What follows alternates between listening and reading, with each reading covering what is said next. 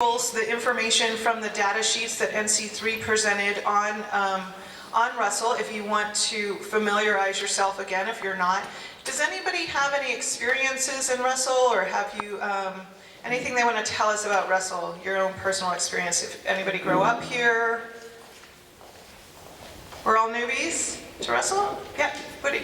Didn't really grow up in the guidance section association for many years, and part of urban renewal, a member of urban renewal that dealt with urban renewal in called the spot field urban renewal in Russell, which I did not like too much, but it did accomplish some things. I am super familiar with this area.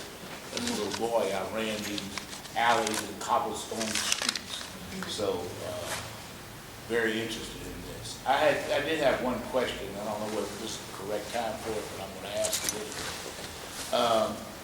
And I know the task of this class of Bingham Fellows, but I've been wondering since the beginning, when I was told what the task was, whether we were overreaching because of the number of neighborhoods that we were trying to deal with. So just dealing with one of the major neighborhoods in West Louisville would be a super hard task, but with the several that we have to consider, I was wondering maybe we were biting off more than what this one class would choose. My comment, that's all. Sure. Together, and you'll start formulating what your projects want to be. And at that point, you can decide as a class where you want to focus. So if you say, you know, if you make your case, Woody, and you say, let's do all of our projects in Russell and put all of our energy, and everybody agrees, absolutely. That's you know, this is the part where you get to frame your projects and what you want to do. I had to choose what I want to put in front of you and how much I could take on. So, and I didn't want to make it too narrow because I don't want to tell you what to do, and I didn't want to make it too wide because I'm only one person. So, we'll get into that a little bit more in April, but just realize that you are welcome to do any project that speaks to the topic of investing in West Louisville's path to prosperity. Okay? Bill? I spent a lot about the neighborhood from other kids in the school and some of the challenges that they face. Carl? When I was seed money, the Urban League was the facilitator. City government provided vacant lots that were just sitting there, and I think the result of that, you'll see in this neighborhood, a substantial number of homes have been brand new homes. Very successful program. I'm going to say 30 homes, maybe. I'm looking at maybe a little bit more. Yeah, but 40 homes. Yeah. And that was in the 90s, I would say. Because certainly you just started to get the years, yeah. Maybe 90s. So when you're riding around Russell, if you see some homes that look relatively new, that was a terrific program that came out, great partnership. An individual, David Jones, said, hey, I want to do something in Russell. Yeah. Great. And I do encourage you, when you leave here, to ride around the neighborhood. There's some maps on there. The NC3 information talks to you about different parks and things. Take this opportunity. We're going to be in a different location next time. We are at LCCC today, and I know Charles gets the first question because I cut him off last time. So I know some of you are familiar. How many people have been here before or are familiar with it? Great. It's obviously a gorgeous location, and I'm excited to be here because this is one of the places and projects that I thought, wow, we need to get this in front of the Bingham Fellows. There's great opportunity here, and I am going to introduce Kevin Fields. He's a former Bingham Fellow, so you can corner him and ask him what it's really like later in July, you know. And he's also the Senior Vice President and Chief Operating Officer of LCCC, and he graciously really helped us set all this up and hosted us. So I wanted to give him a good 45 minutes to tell you the story. At lunch, there'll be the option of going on a tour. I encourage you to go see the space, and I'll hand it over to you, sir. to Old Walnut Street. This is the home of Louisville Central Community Centers, Inc. But it's also Old Walnut Street, Leo, and our footprint on the community and the families that we serve. Well, my name is Kevin Fields. I'm the Senior Vice President and Chief Operating Officer here at LCCC. And as I was listening to your introductions, I was reflecting, and it just made me realize you hear people say you're living the dream. Well, certainly this for me is a dream job because I'll give you just a little bit of perspective on my career. I didn't grow up in this neighborhood. In fact, if you look across the street, within 150 feet, you will see the apartment at 463 South 13th Street that I grew up in as a boy. And I've spent a good number of my 30 years as a professional working about this area. Spent 14 years as a public housing administrator for Louisville Metro Housing Authority, where I got a chance to try to rectify some of the things that I saw growing up in the public housing communities. Left there and went to the Urban League, so it's good to see my urban leaguers in the house, Katina Whitlock and others who are here. But worked there with Ben Richmond for about 11 years and worked as the education director and worked as VP of programs there. But I want to tell you a little bit about having met Sam Watkins about 20 years ago. In fact, I was at the Housing Authority at the time, and I met Sam through an introduction of a professor who was working with me as I was working on my master's degree in urban planning. And so the assignment became work with Sam Watkins at LCCC and write a federal grant proposal, all in the name of job creation. And this was 1994. So time has passed over the years, but I've watched Sam Watkins carry that vision that he had back 20 years ago forward, which got us to where we are here today in this awesome facility that we call Old Walnut Street. So I just wanted to take that moment of reflection and say thank you all for being here, and thank Sam for his unwavering vision for economic development in West Louisville. So we were very excited when Cynthia came by, Cynthia Napek of Leadership Louisville and Alicia came by. We were very excited to know that this class would focus on economic development in West Louisville. As Alicia said, I was Bingham Fellows in 2012, and we focused on education, which is one of my passions.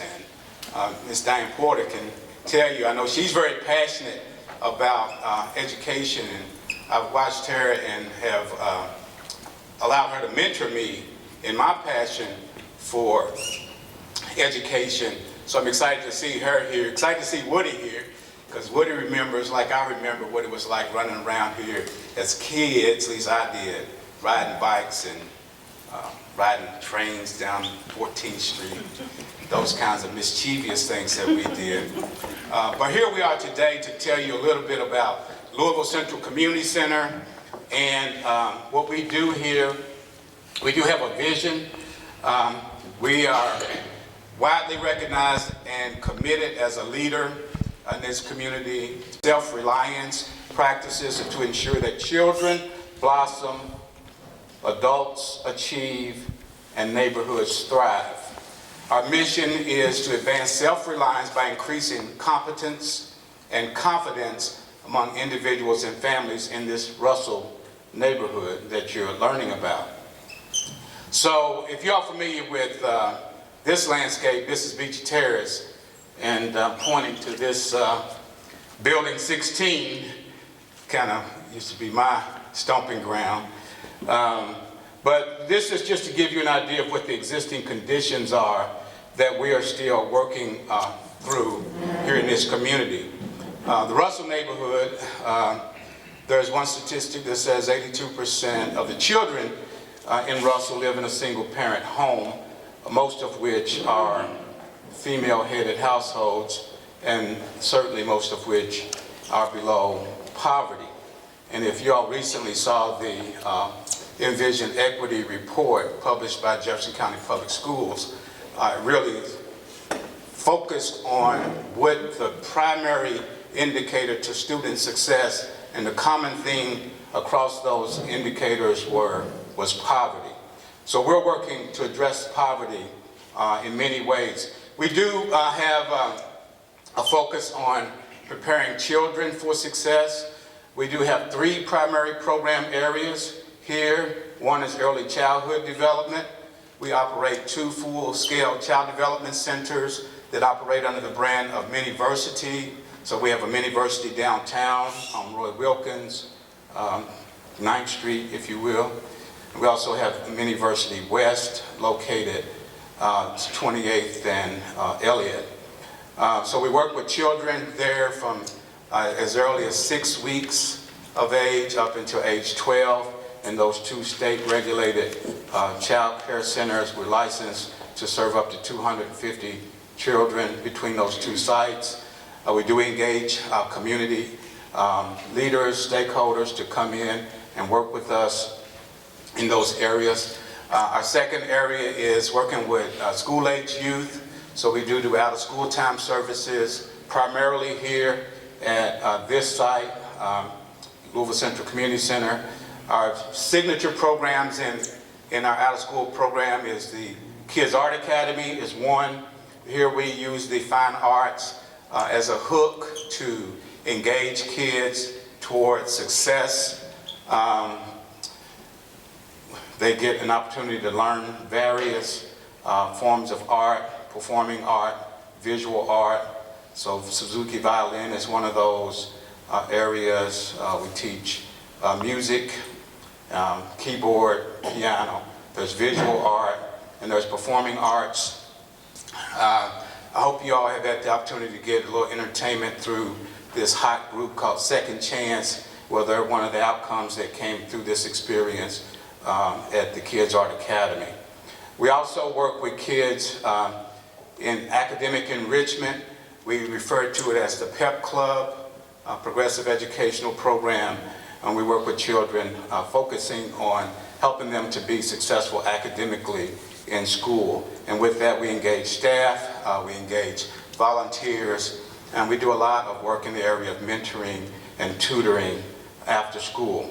We have a good partnership, thanks to Ms. Porter, with Jefferson County Public Schools. Her and Dr. Hargens have been here with us on a few occasions, and through that experience and learning from Superintendent Hargens, who advanced this Everyone Learns initiative, we decided to announce an initiative we call eLearn Olympics. So if you haven't heard about eLearn Olympics, there is a flyer at your station. eLearn Olympics is about celebrating students who achieve academically, and it's community-wide. So we refer to it as a competition where the students are actually competing against the rigor of the curriculum through 2 online tutorials, Success Maker and Study Island. So we bought into this idea based on the superintendent encouraging out-of-school time providers to work with children in these tutorials as a way to enhance their skill sets and get them ready for these state tests. And the great news is that you can measure it all. You can track it on the back end. So our part of it is just to create a spark of excitement around student achievement. And I like to say we want to celebrate children for their academic achievement the same way we celebrate them for being great at athletics and performing in the arts. So we can turn out a big crowd whenever there is a football game or a basketball game to cheer the kids on. So we want to turn out a big crowd to cheer them on when they're achieving academically.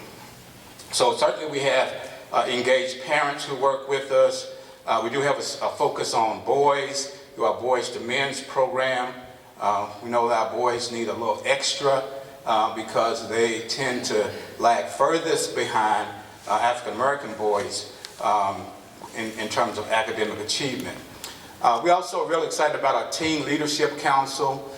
Teen Leadership Council, you're going to hear from them this afternoon, a dynamic group of teenagers who are, we're investing in their leadership skills, and they're demonstrating those skills through community service. So you'll hear about an initiative that they're doing as well. One of the signature activities of the Teen Leadership Council is ACT test prep workshops. They do 4 of them per year, serving approximately 30 to 40 children in each setting, and they get great reviews from that. Our third area is our adult services. We brand it Working Solutions. We work with adults primarily in that area. Charles Turner, who's standing over here, is our program manager for the Working Solutions program. We help individuals to do job seeking and to prepare for job readiness. We've recently went through a program enhancement. In fact, these photographs are taken when we were over in the older spaces. We've now moved into our new spaces that hopefully you'll get to see when you take the tour if you want to see it. We've got a brand new computer installation up there. But we help individuals to be ready to compete for jobs, resume writing, interview workshops, financial literacy, certainly a big issue. And I did hear talk about the development work in the neighborhood. There's a lot of neighborhood development work that this organization has done in addition to our 3 service areas, the early childhood, out of school time, and adults. We also have a strong advocacy plank when it comes to economic development.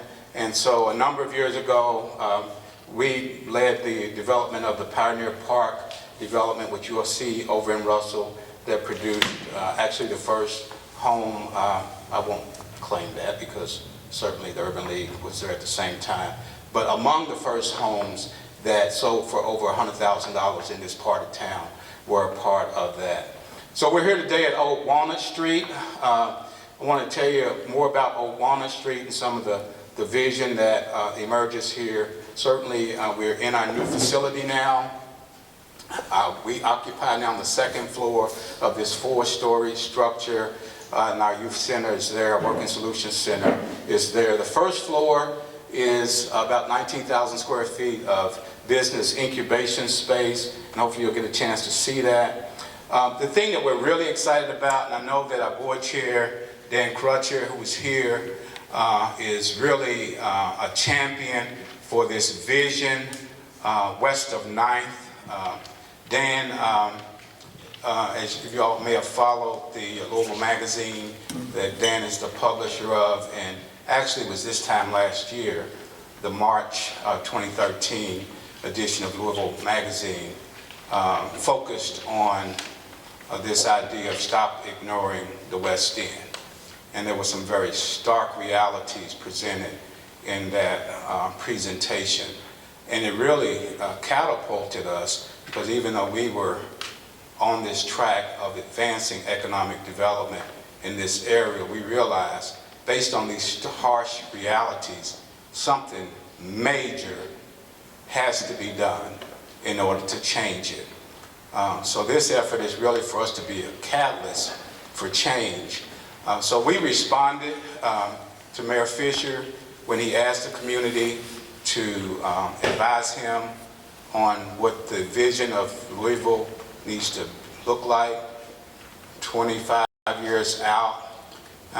And the focus that we came up with was on this west of 9th vision. I know that everyone here has probably heard about the invisible wall that exists at 9th Street. So in this rendering, this is that 9th Street border. Now, one of the significant things about 9th Street, and everybody in here knows this, but when you think about it, it's really a stark issue. And that is, 9th Street is the border of the thriving central business district that is attracting all kinds of investment. How much of that investment carries forward? So I know that's why you all are here. I know that's why you all are here, and I know that's what you're focused on. So what we've said in this vision is that we want to transform this boulevard known as Muhammad Ali Boulevard. And it's a complete transformation from 9th Street to 21st Street. Now, certainly there is a lot to preserve. There's a whole lot to preserve. There are some wonderful homes along that stretch. There are certainly employers. There are historic institutions. There are churches. There's a lot of assets to build on. But there's also a need for a radical transformation, because one of the real realities as to why this perceived barrier exists at 9th Street is because you're welcomed as you cross 9th Street when you're traveling west. You're welcomed by two large low-income housing developments, one of which is functionally obsolete. And I say that as a former administrator at public housing. I say that because when it costs more money to maintain the property than what the property is worth, and the conditions that people live in that property are deplorable, then it is functionally obsolete. Now, the Housing Authority knows that. That's why we've had Park Duval revitalization. Liberty Green was transformed at Clarksdale. Out on the south end, Iroquois Homes. There's a lot of talk about Park Hill. So what those other sites, other than Liberty Green, don't have the advantage of is being immediately adjacent to our thriving central business district. So that's why this vision west of 9th is important to us. We're passionate about it. You're going to hear more about it from our teen council later on this afternoon. Certainly, Dan is here and can share a lot more from his perspective. Sam is here, and I know you all heard from Sam last month over at Junior Achievement. So we want to have a hearty conversation about this because it's going to take leaders that are in the room to really mobilize a transformative vision. The ideas are just ideas, but there has to be momentum, there has to be action, there has to be investment, and there has to be some hard decisions made. We realize there is an impact on people. We're not oblivious to that. When we talk about transforming a Beecher Terrace or City View Park, those are families that live there that we have to take the greatest amount of care with to make sure that they end up in a better situation than what they currently have. So it's certainly not with an intent to create hardship, but it is a reality that we want to advocate for because it's because of the children. And I was closed by saying this: as a child growing up in Beecher Terrace, my aspiration became having opportunity to see better and to connect to better. And that's what drove my life. So when we have children, if you go through there and see the babies, and the perception of 9th Street is really a myth, because across 9th Street, perceptions are there's a lot of gun-toting gangbangers on every corner that's ready to rob anybody that comes near. Well, you got to be savvy about navigating, can't be naive. However, it's predominantly children and women who occupy the housing. So when you look at the future through the lens of a child, you ask yourself a question: what should we do to make it a little bit better? So that's what our passion is built on. That's what drives us every day. So with that, we will close by thanking you all for coming, and certainly want to entertain questions, comments, and additional dialogue. Can you tell us a little bit about the building and what your vision is for, like, for the floors and all of that, and Yes. in the retail space? In this space that we're in now, we're at Old Walnut Street. This entire campus, it represents Old Walnut Street, but this is the atrium that we're in, this room here. It represents our front door, back door. We use it as event space, but it's really not designed to be event space. We're currently moving toward a renovation project in this 10,000 square feet that we just moved out of. That's designed to be a family strengthening center, so it's actually the event space. So there'll be 10,000 square feet of conference center space for special meetings and special events. That's currently under, we just took in bids a couple of weeks ago about the award contract. It should be done by July. So there'll be 10,000 square feet of conference space here. Over here in the 4-story building, there are 4 floors here. The first floor and the second floor, 19,000 square feet each. The first floor is designed to be a small business plaza. Now, with that, we wanted to acknowledge recent events there. We are working with Fifth Third Bank to advance an idea that's suggesting that we want to attract businesses here to do e-commerce. So, and that's the theme going forward, is we want businesses, and e-commerce is just a strategy, and we don't want to get caught up into what that means, but the idea is that we want business owners to understand global marketing, global distribution, and not depend purely on an immediate local market to drive its revenue. So that's the idea. We're launching this initiative. There's a flyer on your station talking about this Old Walnut Street e-commerce initiative that's being sponsored by Fifth Third Bank. So I want to thank Adam Hall and his colleagues for that support, because we're moving that forward. But that small business plaza, there's 15 walled spaces there. They range in size as small as 200 square feet to as large as 2,000 square feet. Our vision is to attract tenants who will represent retail, commercial, represent light manufacturing, represent professional services, but who understand global marketing and who really are trying to reach the world. The second floor is 19,000 square feet of family service center spaces. So it's our headquarters for LCCC. Our administrative wing is there. We have an entire west wing dedicated to education and youth services. So you'll get a chance to see our teen activity center, our education room for tutoring. We have a suite of art spaces, visual art studio, music studios, and so forth on the second floor. Now the third and the fourth floor is to be developed.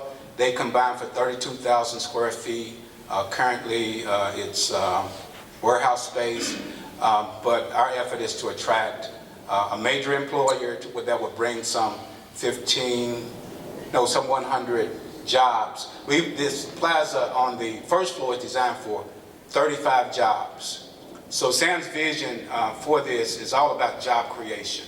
So we want to create jobs with small businesses on the first floor, but we also want to attract an anchor employer that will bring some 150 jobs to the third and the fourth floor. We do have a final phase once we get done with this Family Strengthening Center. On the south end, this marquee, this white marquee that I'm pointing to, is the entryway to what we'll call the Grand Lyric Theater. The plan is to have a 400-seat youth performing arts theater there, so we're still in the fundraising phase for that. So when it's all done, we will have about 110,000 square feet of spaces here, representing about $11.5 million investment through the support of mostly private gifts that have sustained this vision for a long time.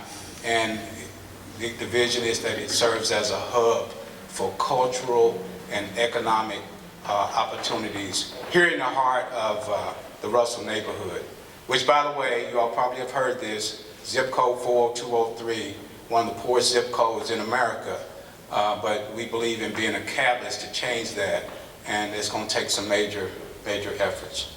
So is that Yeah. work? Yeah. Any other questions? What questions do you have? Charles, you have one last one? Can you stand up so we can all hear? Their services from this site as well.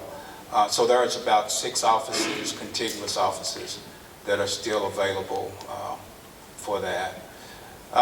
As far as the vision, we worked with Dr. Ryan Hargrove, who was a landscape architect professor based out of the University of Kentucky, who worked with Sam Watkins and staff, along with board members here, did get community engagement and community involvement, but was given the charge, from our standpoint, to create a transformative vision. Because we honestly believe that that's what it's going to take to flip the economics and really make it a thriving community. There's clear examples of that when you look at East Market Street, on a lot of the things on the east of downtown. You look at what Park Duval did. Major transformations of landscape have to happen in order to attract the investment.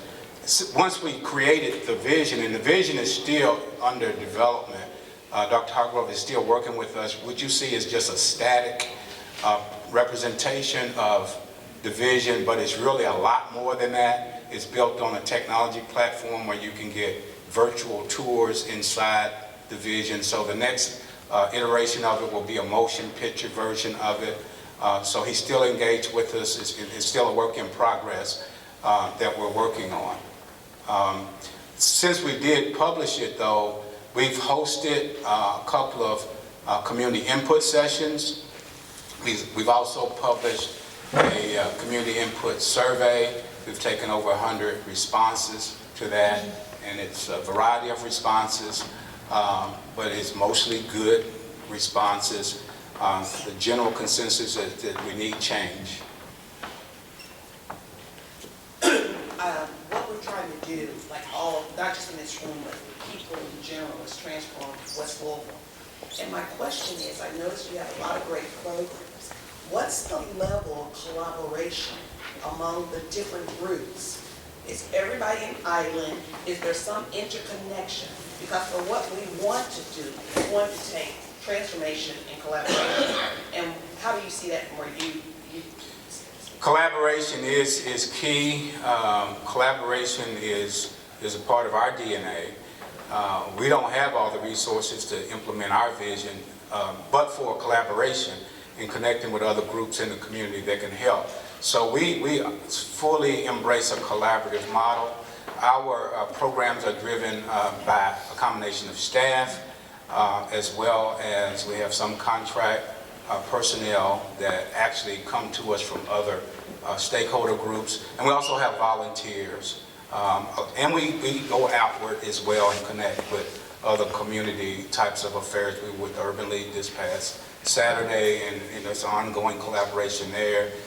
We collaborate with the 15K movement. I mean, the list goes on in terms of what we do from a collaboration standpoint. Well, I guess some of the programs that I heard you discuss, I know the Urban League does those same programs. There's some other organizations that does the same programs. And it seems to me like if the level of cooperation was high, you'd see where you intersect and what was missing and add to that, rather than keep doing the same programs with a different cover.